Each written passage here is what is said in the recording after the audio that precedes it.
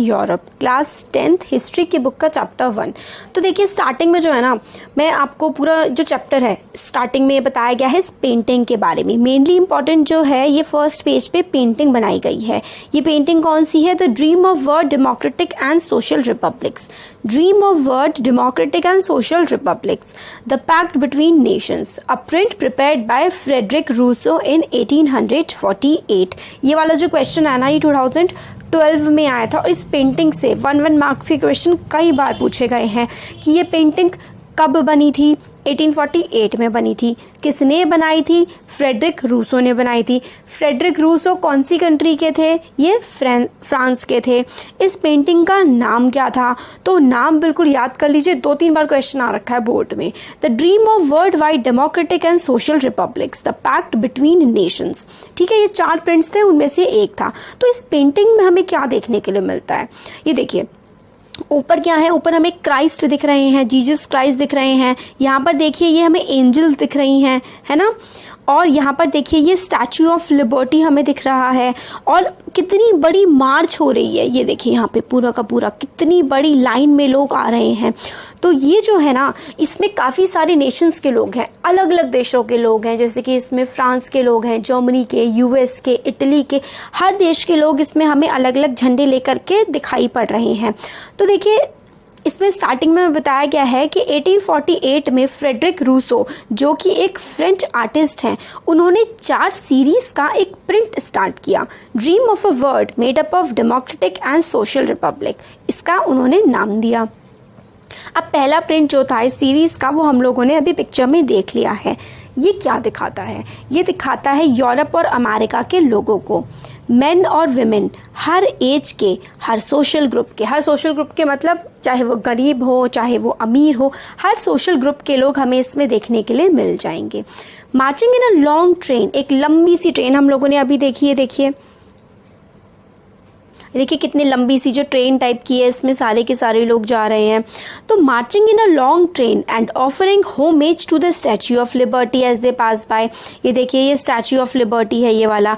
Offering homage, homage कहते हैं कि इससे कहते हैं नमस्कार करना या फिर सल्यूट करते हुए जाना। स्टैच्यू ऑफ लिबर्टी को वो इस तरीके से पास कर रहे हैं निकल के, होमेज दे करके। हम आर्टिस्ट जो है वो किस टाइम के हैं? ये जब फ्रेंच रिवॉल्यूशन हुआ था। फ्रेंच रिवॉल्यूशन ने लिबर्टी को पर्सोनिफाई किया था एज अ फीमेल फिगर। देखिए लिबर्टी का मतलब होता है फ्रीडम फ्रॉम अननेसेसरी रेस्ट्रिक्शंस, मतलब आपके ऊपर कोई फालतू की रेस्ट्रिक्शंस, कोई फालतू के बंधन नहीं लगाए जाएंगे। जैसे कि हमारे देश में है कि आप लोगों को जो आप बोलना चाहते हैं वो बोलने का हक है, जहां आप घूमना चाहते हैं वहां घूमने का हक है। तो आप पे कोई फालतू की रेस्ट्रिक्शंस नहीं लगाई गई हैं, वही होती है लिबर्टी। यहाँ पे हम देख सकते हैं कि फीमेल फिगर है जिसने टॉर्च ऑफ एनलाइटनमेंट लिया हुआ है और चार्टर ऑफ राइट्स लिया हुआ है, charter of rights of man in the other. एक हाथ में टॉर्च ऑफ एनलाइटनमेंट है, फीमेल फिगर है जो एनलाइटनमेंट दिखाती है। तो पेड़ बन गया, ये देखिए एक टॉर्च टाइप की आप समझ लीजिए, टॉर्च मान लीजिए। अब देखिए टॉर्च एक हाथ में जो है फीमेल फिगर जो लिबर्टी को शो कर रही है, उसके एक हाथ में टॉर्च है और एक हाथ में charter of rights of man. मतलब जैसे कि चार्टर, जैसे कॉन्स्टिट्यूशन होता है, हमारे देश का संविधान है, वो हमें बताता है कि ये हमारे राइट्स हैं, ये हमारे हक हैं। तो वही हकों का एक पूरा पत्था जिसमें सब कुछ लिखा हुआ है वो दूसरे हाथ में है। On the earth in the foreground of the image lie the shattered remains of symbols of absolutist institutions। तो देखिए क्या ज़मीन पर हाथ में ऊपर लिबर्टी जो आज़ादी है उसको दर्शा रहा है, एक एनलाइटनमेंट की, लोगों के अंदर बुद्धि आ गई है, मतलब लोग जागरूक हो गए हैं। एक हाथ में लोगों के क्या राइट्स होंगे वो है, और ज़मीन पर पड़ा हुआ है एब्सोल्यूटिस्ट इंस्टीट्यूशन सिम्बल्स। एब्सोल्यूटिस्ट क्या होता है ये देखिए यहाँ पे हमें बता रखा है। एब्सोल्यूटिस्ट का मतलब होता है कोई गवर्नमेंट या फिर ऐसा सिस्टम ऑफ रूल्स जिस पर कोई रिस्ट्रिक्शंस ना हो, मतलब राजा की जो मर्जी चाहे वो करे और नागरिक सिटीजन्स के पास कोई भी राइट ना हो। तो ऐसा जो सिस्टम होता है उस सिस्टम को हम एब्सोल्यूटिस्ट सिस्टम कहते हैं। एग्जाम्पल के लिए आप बोल सकते हैं मोनार्कियल गवर्नमेंट या फिर centralised militarised and repressive government, मतलब जिसमें एक ही व्यक्ति की या कुछ लोगों की चले, बाकी लोगों की ना सुनी जाए बिल्कुल भी, और एक व्यक्ति अपनी मर्जी से जो चाहे वो कर ले, वो सिस्टम होता है एब्सोल्यूटिस्ट सिस्टम। तो एब्सोल्यूटिस्ट सिस्टम की धज्जियां उड़ के ज़मीन पे पड़ी हुई हैं, ये दिखाया गया। और सूरो ने एक उटोपियन विजन दिखाया है। उटोपियन विजन का क्या मतलब है? देखिए, उटोपिया यहाँ पे हमें गिवन है a vision of a society that is so ideal that is unlikely to actually exist. Utopia का मतलब होता है किसी बहुत ही ऐसी अच्छी चीज़ को इमेजिन करना जो सच में हो पाना तो बड़ा मुश्किल होता है, तो वो होता है उटोपिया। तो ये सूरो जो थे, फ्रेडरिक सूरो फ्रेंच आर्टिस्ट थे, इन्होंने अपनी पूरा का पूरा बताया हुआ है अपनी पेंटिंग में लिबर्टी के बारे में। और क्या बताते हैं ये कि एक पोजेशन है, मतलब जो पूरी यात्रा टाइप की निकल रही है उसमें लोगों ने अपने फ्लैग्स लिए हुए हैं, अपने अपने देशों के झंडे लिए हुए हैं और अपने देशों की कॉस्ट्यूम पहनी हुई है। मतलब जो आपके कपड़े होते हैं, आपके देश में जिस तरीके के कपड़े पहने जाते हैं वो आपने कपड़े पहने हुए हैं। ये पोजेशन कहाँ से निकल रहा है? स्टैच्यू ऑफ लिबर्टी से बाहर निकल रहा है। तो अब स्टैच्यू ऑफ लिबर्टी से आगे कौन कौन से देश निकल चुके हैं? यूएस और स्विट्ज़रलैंड। तो स्टैच्यू ऑफ लिबर्टी से आगे निकल चुके हैं यूएस और स्विट्ज़रलैंड। ऐसा क्यों? क्योंकि ये जो देश है ना, वो उन देशों में ऑलरेडी जो है लिबरलिज्म के आइडियाज़, लिबर्टी के आइडियाज़ आ चुके हैं और ये नेशन स्टेट्स हैं। नेशन स्टेट्स का मैं अभी आपको मतलब पूरा बताऊंगी, क्वेश्चन के फॉर्म में भी अच्छे से एक्सप्लेन करूंगी कि नेशन स्टेट होता क्या है। तो यूएस और स्विट्ज़रलैंड दोनों नेशन स्टेट बन चुके हैं। अब फ्रांस जो है उसमें रिवॉल्यूशनरी ट्राई कलर, फ्रांस को कैसे बता रखा है इन्होंने? एक ट्राई कलर, मतलब उनके तिरंगा है, 3 रंग का झंडा है जो बिल्कुल पहुंचा ही है अभी स्टैच्यू के पास। और शी इज़ फॉलोड बाय, मतलब फ्रांस को फॉलो कर रहे हैं जर्मनी के लोग, जिनके हाथ में ब्लैक, रेड और गोल्डन कलर का झंडा है। अब इंटरेस्टिंगली ये बोला गया है कि सूरो ने ये जो थे इन्होंने फ्रांस के लोगों को तो दिखाया ही दिखाया, जर्मनी के लोगों को भी झंडा लेके दिखा दिया। और उस समय तक जब ये पेंटिंग बनाई गई तब तक जर्मनी एक देश के तौर पर तो उभरा ही नहीं था। जर्मन पीपल अलग अलग देशों में रहते थे, एक यूनाइटेड नेशन नहीं बना था। अब फ्लैग जो था वो लिबरल होप्स के बारे में था, मतलब 1848 के टाइम में लोग ये होप कर रहे थे कि किस तरीके से उनकी ज़िंदगी पर से दूसरों का हक हट के उनका खुद का हक बनेगा। तो और वो ये भी दिखा रहे थे कि किस तरीके से यूनिफाई होंगे जर्मनी के लोग। अब जर्मन पीपल को और कौन फॉलो कर रहा है? ऑस्ट्रिया के लोग, किंगडम ऑफ 2 सिसिली, लंबार्डे और Poland, England, Ireland, Hungary, Russia, ये सारे के सारे लोग जर्मनी के भी पीछे हैं। सबसे आगे कौन है? यूएस है और स्विट्ज़रलैंड है, जो स्टैच्यू ऑफ लिबर्टी से आगे निकल चुके हैं। मतलब उनके देश में लिबरल थॉट्स हैं, उनके देश में लिबर्टी है, आज़ादी है लोगों के पास। और वहाँ पर जस्ट कौन पहुँचा है? वहाँ पर फ्रांस पहुँच चुका है। फ्रांस के पीछे जर्मनी है, जर्मनी के पीछे बहुत सारे देश, Austria, kingdom of 2 Sicilies, Lombardy, Poland, England, Ireland, Hungary, Russia, ये सारे के सारे और पीछे हैं। और हेवन से, मतलब आसमान से और या फिर स्वर्ग से, क्राइस्ट और बाकी सेंट जो साधु होते हैं और एंजल्स उन इस सीन को देख रहे हैं और वो सिंबलाइज कर रहे हैं फ्रेटर्निटी को, भाईचारे को, जो कि वर्ल्ड के नेशंस में, दुनिया के जो देश हैं उनके बीच में जो भाईचारा है उसको ये देख करके जो एंजल्स हैं वो एक तरह से आप कह सकते हैं कि खुश हो रहे हैं। इस चैप्टर में हम लोग जो काफ़ी सारी चीज़ें देखेंगे। इस चैप्टर में आगे हम लोग French revolution, German revolution, Russia में क्या चल रहा था, यूरोप के ऑलमोस्ट सारे देशों में किस तरीके से यूनाइट हुआ, जर्मनी, इटली, है ना, ग्रीस कैसे आज़ाद हुआ, ट्रीटी ऑफ कॉन्स्टेंटिनोपल क्या है, नेपोलियनिक वॉर्स क्या है, ये सारा का सारा हम चैप्टर में देखेंगे। तो देखिए ये चैप्टर जो है ना, मैं थोड़ा अलग तरीके से बनाऊंगी इसे।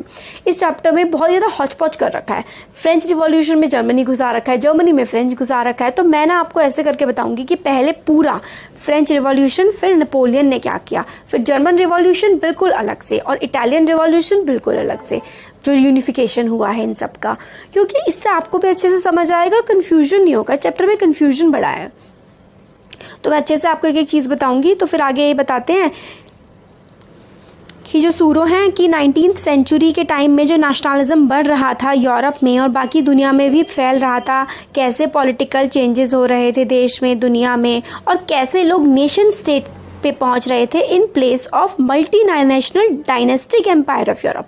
मतलब जो राजा महाराजा का दौर था उससे कैसे लोग नेशन स्टेट में पहुंच रहे थे, और कॉन्सेप्ट जो मॉडर्न स्टेट का था जिसमें सेंट्रलाइज्ड पावर होती थी, मतलब एक व्यक्ति के पास या कुछ लोगों के पास सबसे ऊपर पावर होती थी, वो थे मॉडर्न स्टेट।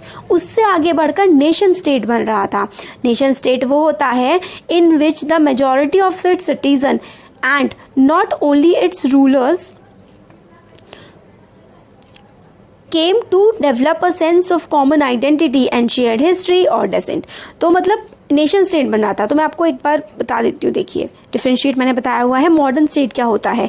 सेंट्रलाइज्ड पावर होती है, ठीक है. Centralised power exercise sovereign control over a defined territory. मतलब एक व्यक्ति या कुछ लोग मिल करके जो है वो पावर उनके पास रहती है, वो सारी चीज़ें चलाते हैं. तो ये है मॉडर्न स्टेट. नेशन स्टेट है majority of citizens and not only rulers develop sense of common identity and shared history और डिसेंट.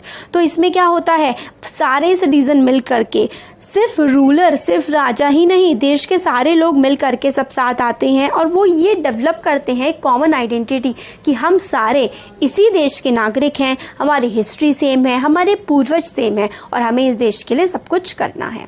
तो वो है नेशन स्टेट का कॉन्सेप्ट. वेरी इंपॉर्टेंट, काफ़ी बार पूछा गया है, काफ़ी इंपॉर्टेंट है कि नेशन स्टेट क्या होता है. अब देख लेते हैं प्लेबिसाइट क्या होता है. प्लेबिसाइट होता है एक डायरेक्ट वोट जिसमें लोगों से पूछा जाता है कि वो किसी चीज़ को हाँ बोलेंगे या ना बोलेंगे. तो वो होता है plebiscite, a direct vote by which all people of a region are asked to accept और रिजेक्ट अ प्रपोजल. मतलब ये राजा हटाना है, हाँ या ना. तो इस राजा को, इस पर्सन को राजा बनना चाहिए, तो लोगों से क्वेश्चन पूछा जाएगा. वो होता है प्लेबिसाइट. तो ये हम लोगों ने स्टार्टिंग का पूरा देख लिया है कि क्या क्या था इसमें. अब जो मैंने कुछ इंपॉर्टेंट क्वेश्चंस बनाए ना आपके लिए, मतलब मैंने क्या बनाए हैं जो बोर्ड में आ रखे हैं, मैं ऐसे ही पढ़ाऊंगी सारे.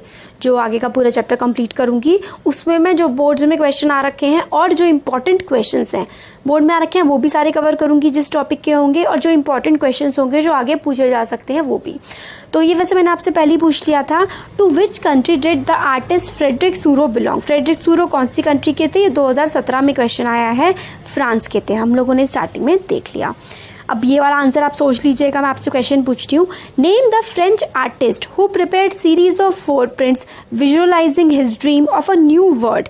कौन सा आर्टिस्ट था फ्रांस का जिसने 4 पेंटिंग्स बनाई थी और ड्रीम की नया वर्ड, नई दुनिया कैसी होगी. अभी अभी नाम लिया था. जल्दी से आंसर दे दीजिए कमेंट सेक्शन में. अगर आपको आता है वीडियो को पॉज करिए, कमेंट सेक्शन में आप मुझे आंसर प्रोवाइड करिए, ठीक है. तो इसका आंसर है फ्रेंच आर्टिस्ट फ्रेडरिक सूरो. अब बिल्कुल कैसे आपको याद हो गया होगा, मैंने इनका नाम इतनी बार ले लिया है.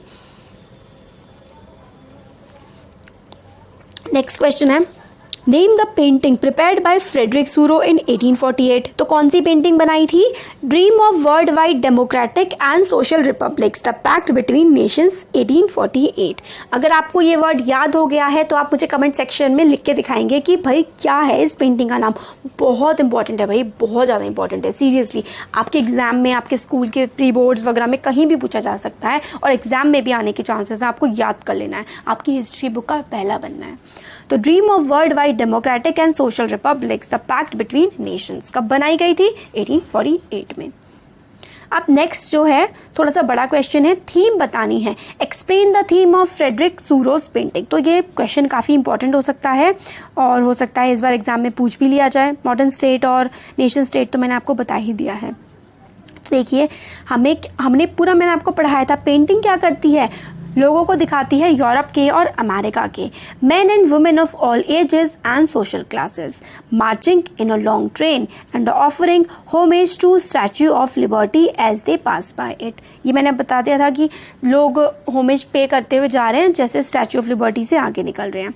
Female figure was shown with a torch. Female figure दिखाई गई with a torch of enlightenment in one hand and the charter of rights of man in the other. इसका मतलब भी मैंने आपको समझा दिया था. तीसरा पॉइंट आप क्वेश्चन में लिख सकते हैं. On the earth, in the foreground of the image, lie the shattered remains of the symbols of absolutist institutions. Absolutist institutions जो है, ये देखिए ये वाला क्वेश्चन आपका रिविजन चल रहा है क्योंकि मैंने आपको सारा समझा दिया है. मतलब जो अथॉरिटी, जो राजा महाराजा, जो लैंडलॉर्ड्स, ये सब लोग उन पे गरीब लोगों पे अपना जुल्म ढाया करते थे, वो ज़मीन पर पड़े हुए हैं. इस तरह से दिखाया गया है. Sorrieu's utopian vision, the people of the world are grouped as distinct nations identified through their flags and national costumes. तो लोगों को कैसे दिखाया है सूरो ने? यूटोपियन वर्ड मतलब बहुत ही अच्छे वर्ड की कामना. तो लोगों को दिखाया उनके फ्लैग्स हैं, उनकी अलग कॉस्ट्यूम्स हैं, इस तरीके से. From heavens above, Christ and angels gaze upon the scene. They have been used by the artists to symbolize fraternity among the nations of the world. तो वो दिखाया है, मतलब भगवान जो हैं एंजल और जीसस क्राइस्ट वो पूरी दुनिया को देख रहे हैं। तो दिखाया गया है आर्टिस्ट के द्वारा कि पूरी दुनिया में भाईचारा है, फ्रेटर्निटी है।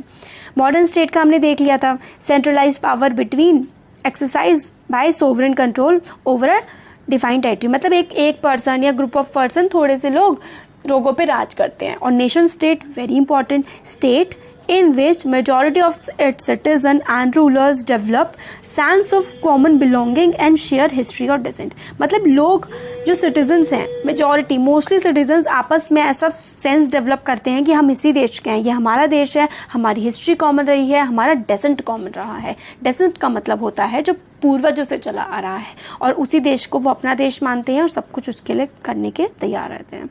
तो ये हमारे हो गया एक पार्ट इस चैप्टर का।